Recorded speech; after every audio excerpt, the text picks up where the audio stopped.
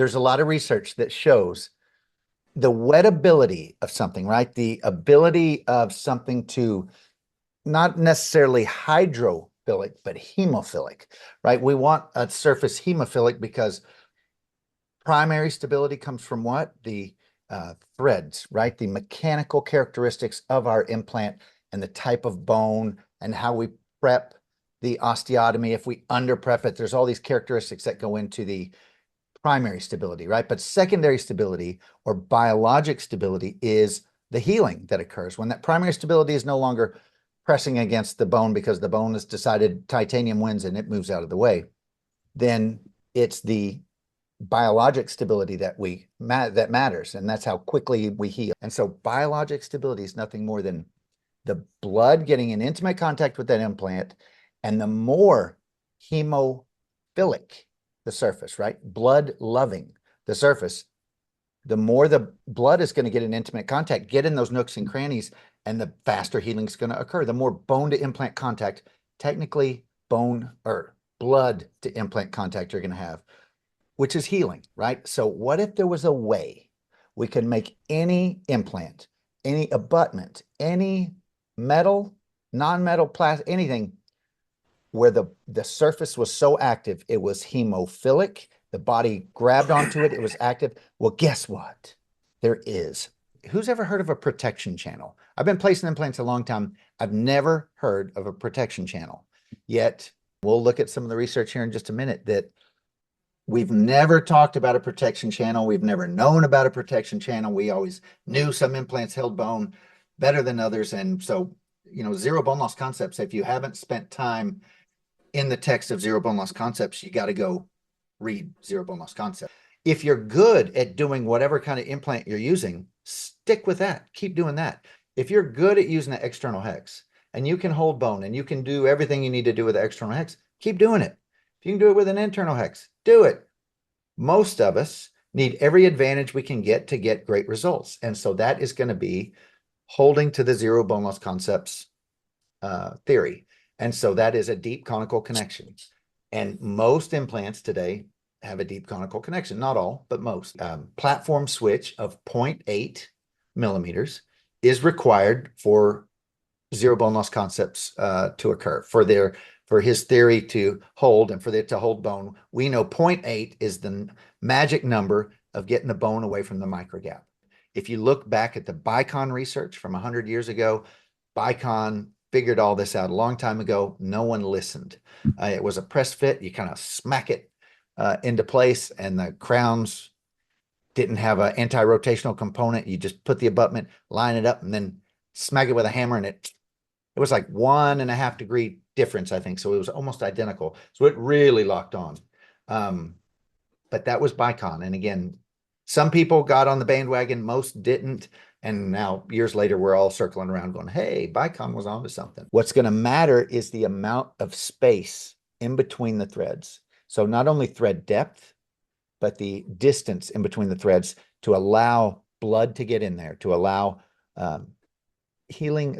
Secondary healing is all about angiogenesis, right? Our blood vessels forming to where we can get good blood flow to the area and healing can occur. So if there's threads are so shallow or not deep enough that you can't get good blood flow to the area without it being bothered, then it's going to impede healing. So we want deep threads and, like you mentioned, crestal tissue thickness. Short abutment contributed to the marginal bone loss. So the conclusion was platform switched implants restored with short abutments present greater marginal bone loss than identical implants with long abutments without significant peri-implant mucosal thickness effects. In other words, it does not matter how thick the gums are, what we learned in zero bone loss concepts. It does not matter how thick those gums are. What matters is the abutment height. Now, that's not what we learned, but that's what this literature showed. Okay, sock that away. Keep that in your noggin. There's more. Okay, talking about is immediates and how to avoid food impaction, how we have this information available to us to differentiate us from our competition and let us place implants in a way to stop the number one complaint of an experienced implant owner, which is food impaction. So how to prevent that. We talked about going 6 millimeters. I know that sounds like a lot. 6 millimeters. We're going to talk about 6 to 8 millimeters sub free gingival margin. And that's a long distance, but for the emergence, for this, we talked about this 3 millimeter of interaction we need for our hemidesmosomes to attach to a mirror polished zirconia. So we're going to talk about mirror polishing zirconia, how we get that soft tissue interaction with it for hemidesmosomal attachment. I'm going to show you pictures of canines that have a 10 millimeter distance from the contact point to the platform. You heard me right. 10 millimeters to the contact point. Perfect papilla and a lower plaque index than the natural teeth. You'll look and you'll see plaque on all the neighboring teeth and not on the canine. The canines, both sides, no plaque because of the mirror polish, soft tissue interaction, so hemidesmosomal attachment, and 10 millimeters from the platform and a perfect papilla. And more importantly, you see this attachment of the soft tissue to where it's impenetrable by bacteria. So that's the beauty of it. That's why we're going to have this advantage over our competition and why we need to start adopting these principles now. The cylindrical group exhibited less mean marginal bone remodeling, and marginal bone loss than the wide group. Moreover, the cylindrical group showed significantly less bleeding on probing. Now, do y'all always use a narrow healing abutment? I don't. I've always, if I'm going to put a molar there, I select a wide, right? We want to shape the tissue. That was our justification. Wrong. That's what we're doing. So turns out, if we put a wide healing abutment on our protection channel, in other words, the way he describes it is we're going to get this cuff of tissue that is going to protect our implant with this fusion to our restoration, and that it needs to be controlled. It needs to be of a certain diameter, and that if it's narrow, and that's what we're going to find out, is this narrow healing abutment is going to get better bone maintenance than the wide. Now, I can't sit there and tell you why, but I can tell you it's going to be a big part of his new text is this protection channel, which has never in the history of implants been discussed.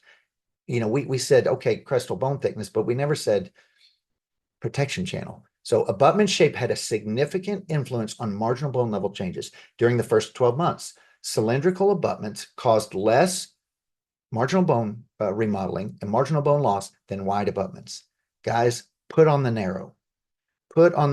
Even before we get to restore the thing, that matters. At least it did in this study. 1 millimeter subcrestal, the diameter of the healing abutment mattered.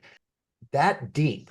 Why do we put particulate around? What are we trying to do? We're trying to support the soft tissue. Our one goal is to support the soft tissue. People come to us not for implants.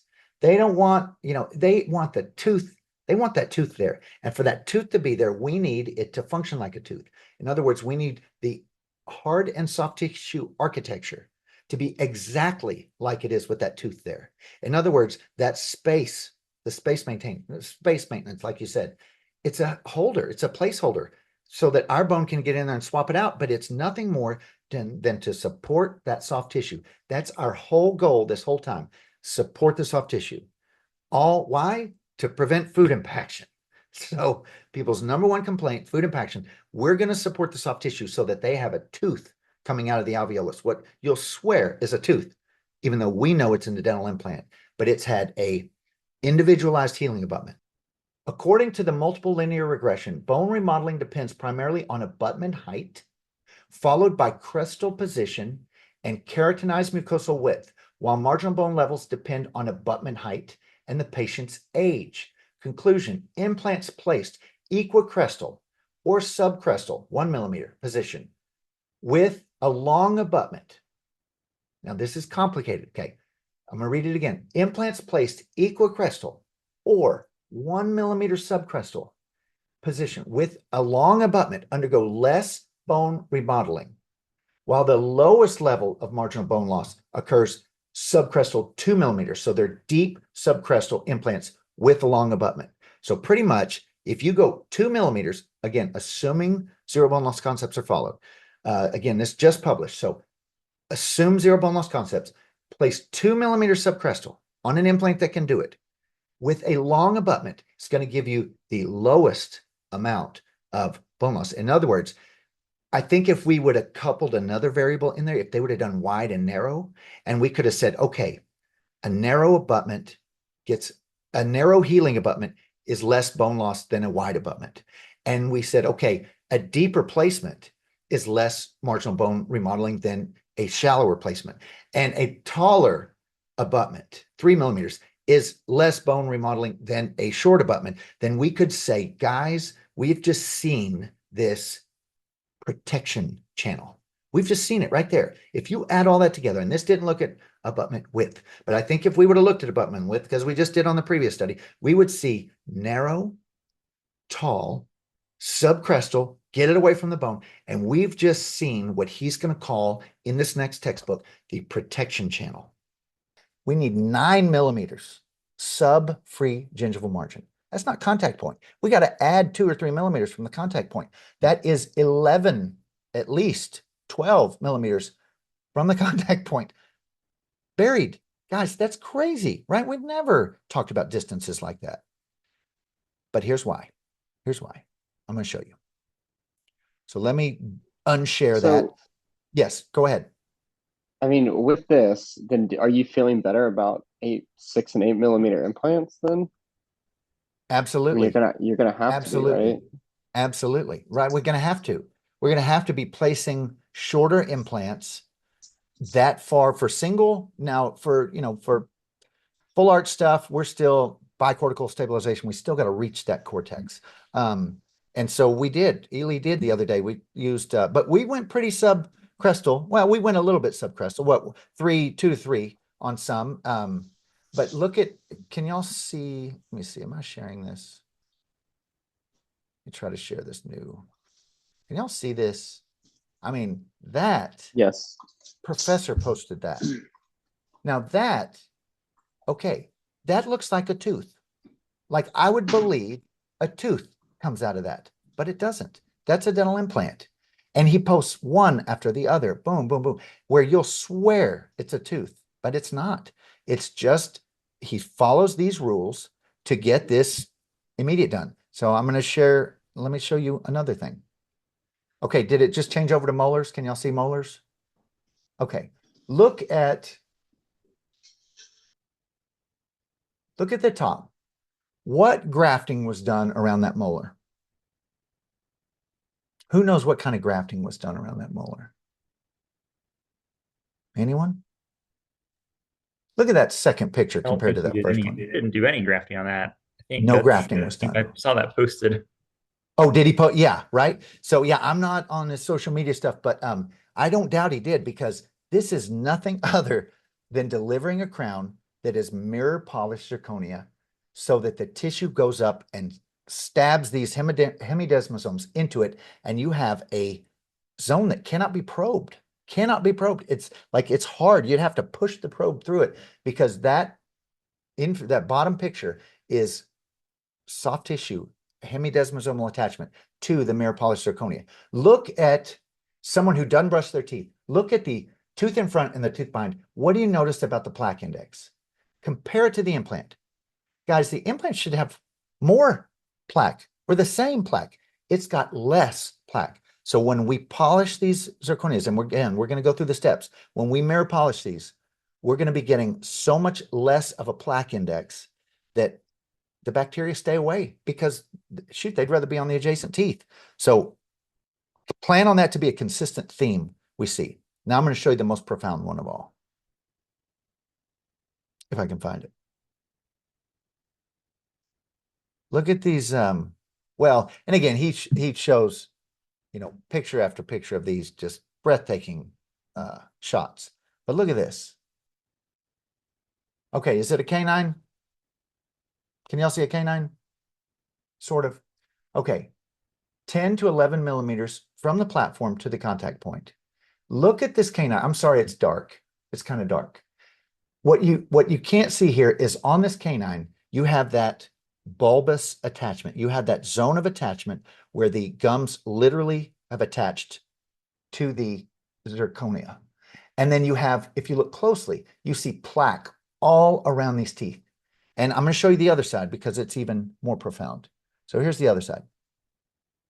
It's brighter at least. So look at this zone. This is a canine. I'm sorry, this is an implant. Would y'all guess that's an implant? I mean, look at the plaque on these teeth, and there's no plaque on this. And the x-ray is identical to the one I just showed you. Use particulate if you have a large void. If you have a large jumping gap, well, we talked about that kind of jumping gap to the buccal. If you have a big void there, put particulate in there. But then we need that emergence to be concave.